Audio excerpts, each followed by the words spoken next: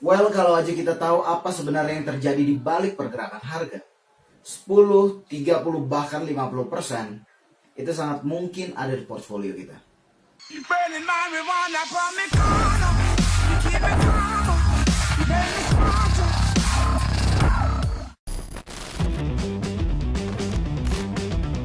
Well, welcome back. Balik lagi bareng gua Gabe. Di video ini gua mengucapkan terima kasih terlebih dahulu buat teman-teman yang udah dukung gua, buat yang udah subscribe, like, dan share. Gua mengucapkan terima kasih karena dukungan kalian.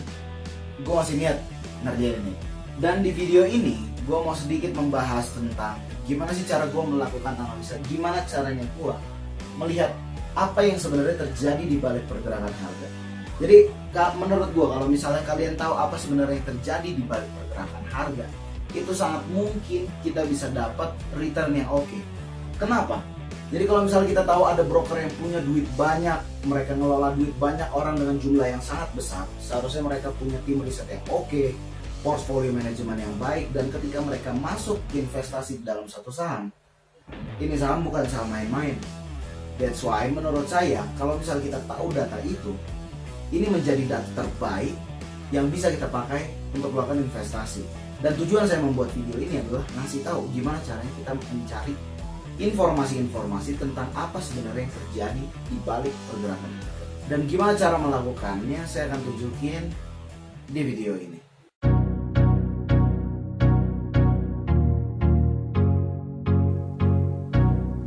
Jadi jauh sebelum saya ketemu dengan stock market, saya terlebih dulu kenal dengan yang namanya forex market.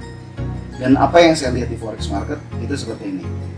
Setiap hari yang saya lakukan adalah mencari peluang-peluang lewat support dan resisten, lewat level Fibonacci dan yang lain-lain. Itu yang saya lakukan ketika saya berada di forex market. Dan ketika saya misalnya melihat clue seperti ini, ketika saya melihat pattern, contohnya seperti ini, double bottom, yang saya pikirkan ketika saya berada di forex market, apakah saya melihat peluang yang sama dengan peluang yang market maker lihat? Apakah ini adalah peluang yang market maker lihat? Itu yang saya tidak bisa tahu ketika saya berada di forex market. Tapi ketika saya berada di stock market, kita punya satu data yang sangat penting, yaitu data transaksi. Dan dari data transaksi ini kita bisa lihat apakah kita melihat peluang yang sama dengan peluang yang seorang market maker lihat. Jadi anyway, data transaksi ini itu isinya adalah ribuan transaksi yang dilakukan oleh broker-broker yang bertransaksi di saham ini, sampai ke detik-detiknya, jumlah lotnya, kapan mereka melakukan transaksi, itu semuanya tercatat di stock market. Jadi itu yang kita pakai untuk melihat apakah transaksi yang kita lakukan, atau misalnya apakah peluang yang kita lakukan ini, yang peluang yang kita lihat ini sama dengan peluang yang market maker lihat. Jadi seperti yang kita tahu, kalau misalnya pergerakan harga ini terjadi karena adanya transaksi, dan kalau misalnya mau bergerak signifikan, itu transaksi yang sangat besar lah yang membuat harga bergerak signifikan. Jadi transaksi yang sangat besar itu dilakukan oleh siapa? Ya sama market maker, karena mereka yang punya dana besar. Dan ketika mereka punya dana besar, itu artinya mereka nggak bisa sembarangan bertransaksi, mereka nggak bisa sembarangan beli saham. Mereka butuh research team yang sangat kuat, yang sangat solid. Mereka juga butuh risk management yang sangat baik, sehingga transaksi yang mereka lakukan tidak menghilangkan banyak uang, karena uang yang mereka pakai untuk trading itu sangat banyak. Itu nggak bisa sembarangan trading. Makanya kalau misalnya mereka trading, itu artinya ini saham punya peluang yang sangat bagus, ini saham pasti something gitu. Jadi itu makanya menurut saya sangatlah penting untuk kita think and act like a market maker. Sangatlah penting untuk kita bisa berpikir dan bertindak seperti seorang market maker. Jadi tindakan seperti apa yang perlu kita lihat dari seorang market maker? Sebenarnya cuma ada dua. Here's the thing, prinsipnya seperti ini. Kalau misalnya market maker melakukan akumulasi, kita ikutan beli. Tapi ketika mereka melakukan distribusi, kita ikutan jualan. Prinsipnya sesederhana itu. Dengan kita memahami satu konsep ini aja, menurut saya kita bisa get the result like the market maker result.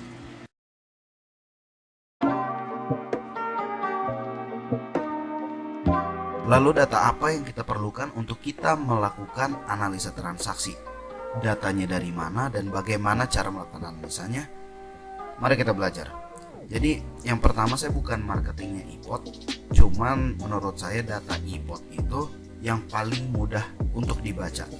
Jadi data yang iPod sajikan itu menurut saya sangat mudah untuk dibaca, dan yang kedua adalah iPod itu bisa diakses oleh siapa saja, mau nasabahnya iPod ataupun enggak. Jadi kalau misalnya kita bukan nasabahnya iPod, ya kita bisa tetap akses data ini, tapi delay 15 menit. Menurut saya delay 15 menit untuk seorang investor itu enggak jadi urusan kayak gitu, karena mungkin kita melihat transaksinya itu ya di akhir hari, di end of day kayak gitu. Jadi menurut saya delay 15 menit itu enggak jadi masalah. Dan gimana cara kita melakukan analisanya? Pertama, kita buka iPod-nya. Jadi di iPod ini ada satu data yang menurut saya sangat bagus, yaitu data broker summary. Dan data broker summary ini yang kita gunakan untuk menganalisa transaksinya. Yang kita bisa lakukan adalah kita tekan F5, lalu di sini muncul misalnya kita mau cek saham BBRI.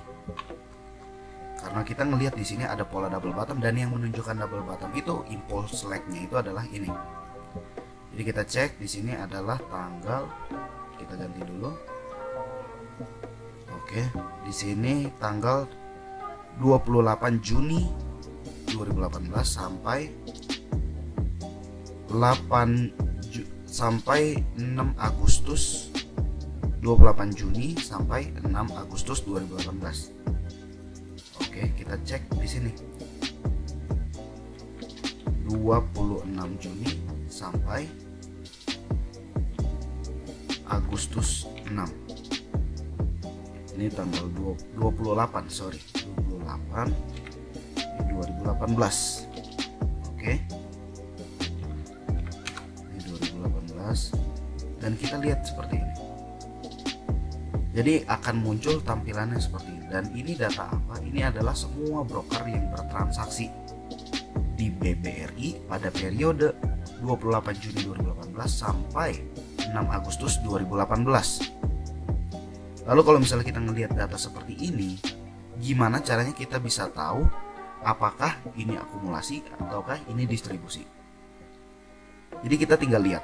Sebenarnya kalau misalnya dibilang akumulasi, itu artinya yang beli jauh lebih kuat daripada yang jual.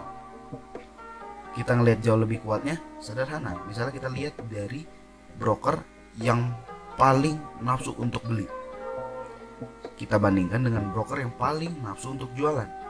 Siapa yang lebih kuat? Di sini broker RX net buy sebesar 411 miliar, sedangkan yang di sini broker ZP itu net sell 198 miliar.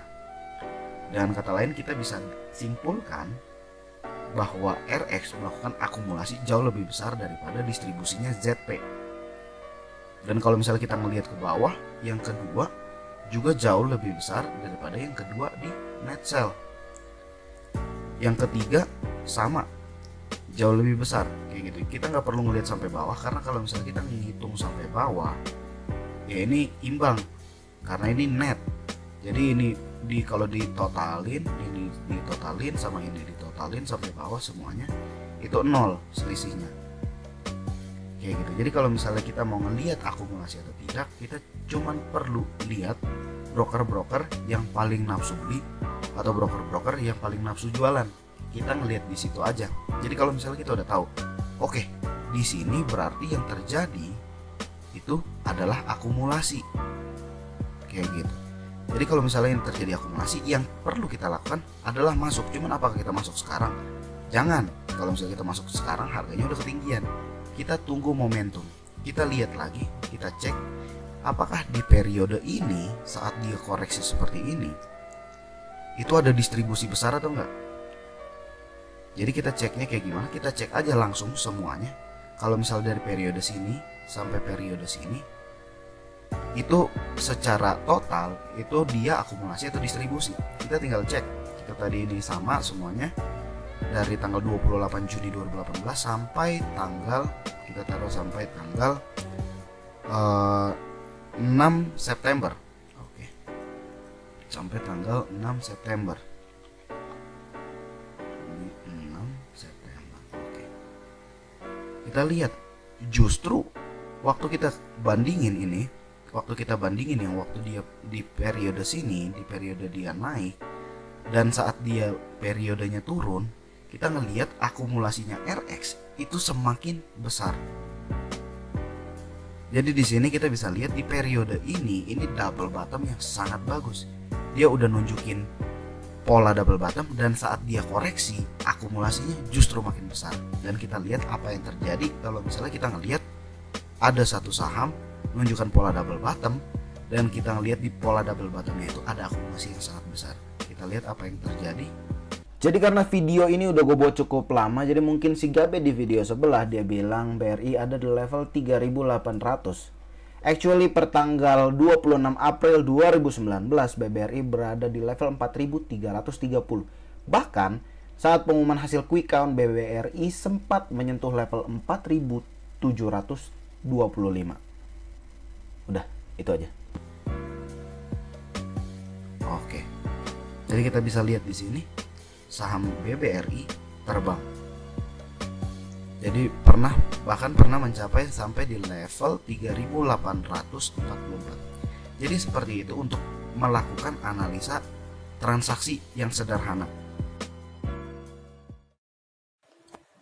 Well, itu aja untuk minggu ini, dan gue sebenarnya cukup senang dengan keluarnya satu video ini, karena itu artinya gue dalam 1 bulan ini udah berhasil keluarin 1 video per minggu.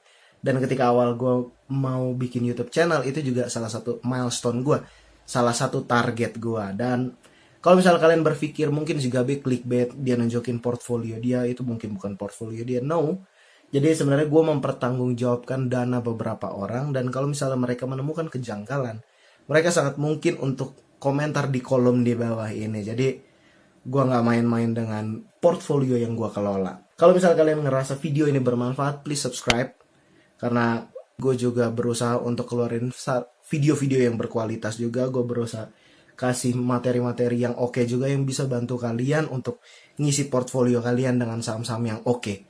Dan kalau misalnya kalian ngerasa ada teman kalian yang kayaknya butuh nih, dia lagi belajar trading, dia lagi coba main saham tuh seperti apa, mungkin kalian bisa share video ini. Itu aja, sampai ketemu di bulan Mei, and have a great month ahead. Ciao.